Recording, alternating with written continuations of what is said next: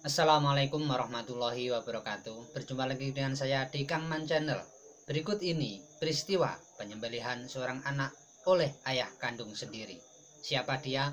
Ikuti kisahnya setelah yang satu ini. Namun sebelum itu, klik subscribe dan gambar lonceng untuk mengetahui video-video menarik berikutnya.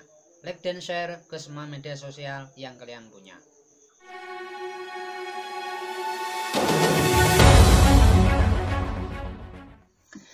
Hari Raya Idul Adha adalah hari bersejarah yang dialami oleh Nabi Ibrahim, yaitu ketika beliau diperintahkan oleh Allah Subhanahu wa Ta'ala untuk menempatkan istrinya Hajar bersama Nabi Ismail, yang saat itu masih menyusu. Mereka ditempatkan di suatu lembah yang tandus, gersang, tidak tumbuh sebatang pohon pun. Lembah itu demikian sunyi dan sepi, tidak ada penghuni seorang pun. Nabi Ibrahim sendiri tidak tahu apa maksud sebenarnya dari wahyu Allah yang menyuruh menempatkan istri dan putranya yang masih bayi itu.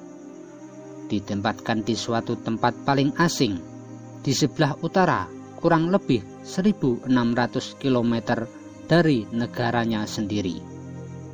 Akan tetapi Nabi Ibrahim maupun istrinya Siti Hajar menerima perintah itu dengan ikhlas dan penuh tawakal. Karena pentingnya peristiwa tersebut, Allah mengabadikannya dalam kitab suci Al-Quran. Seperti yang diceritakan oleh Ibnu Abbas, bahwa tatkala Siti Hajar kehabisan air minum hingga tidak bisa menyusui Nabi Ismail, beliau mencari air kian kemari sambil lari-lari kecil antara Bukit Sofa dan Mawah sebanyak 7 kali.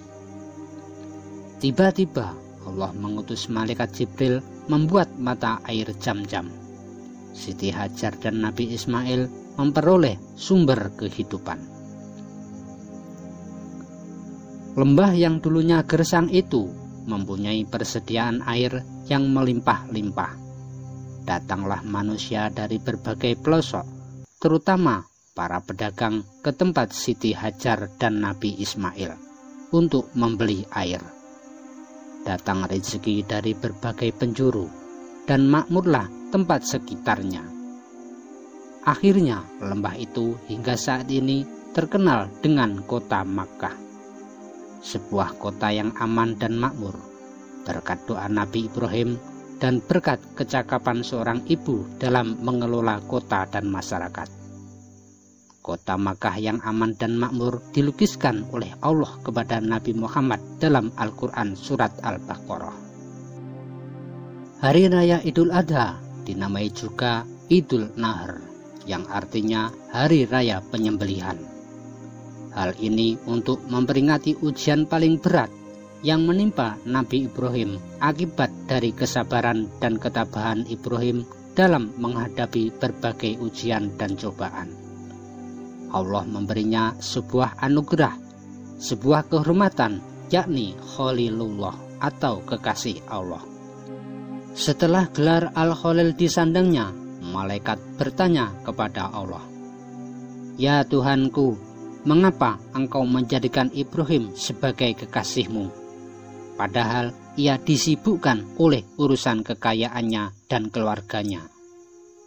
Allah berfirman, "Jangan menilai hambaku Ibrahim ini dengan ukuran lahiriah. Tengoklah isi hatinya dan amal baktinya." Sebagai realisasi dari firman ini, Allah Subhanahu wa Ta'ala mengizinkan pada para malaikat menguji keimanan serta ketakwaan Nabi Ibrahim. Ternyata kekayaan dan keluarga tidak membuatnya lalai dalam taat kepada Allah. Nabi Ibrahim memiliki kekayaan 1000 ekor domba, 300 lembu, dan 100 ekor unta. Suatu jumlah yang menurut orang di zamannya adalah tergolong miliuner.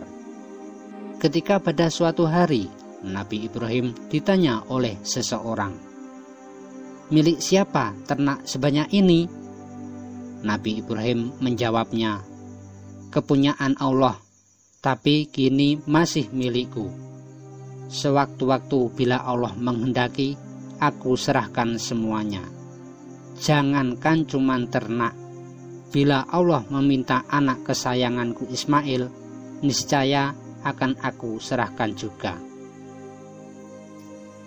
Pernyataan Nabi Ibrahim yang akan mengorbankan anaknya jika dikehendaki oleh Allah itulah yang kemudian dijadikan bahan ujian, yaitu Allah menguji iman dan takwa Nabi Ibrahim melalui mimpinya yang hak, agar ia mengorbankan putranya yang kala itu masih berusia 7 tahun. Anak yang elok rupawan dan tampan ini supaya dikorbankan dan disembelih dengan menggunakan tangannya sendiri. Sungguh sangat mengerikan. Peristiwa spektakuler itu dinyatakan dalam Al-Quran surat Asy-Syafa'at. Ketika keduanya siap untuk melaksanakan perintah Allah, datanglah setan sambil berkata, "Ibrahim, kamu orang tua macam apa? Anak saja disembelih. Apa kata orang nanti? Apa tidak malu? Tega sekali anak satu-satunya disembelih." Nabi Ibrahim sudah mempunyai tekad. Ia mengambil batu lalu mengucapkan, "Bismillahi Allahu Akbar." Batu itu dilempar ke arah setan. Hingga saat ini jamaah haji sekarang mengikuti apa yang dulu dilakukan oleh Nabi Ibrahim di dalam mengusir setan, dengan melempar batu sambil mengatakan Bismillahi Allahu Akbar. Dan hal ini kemudian menjadi salah satu rangkaian ibadah haji, yakni melempar jumroh.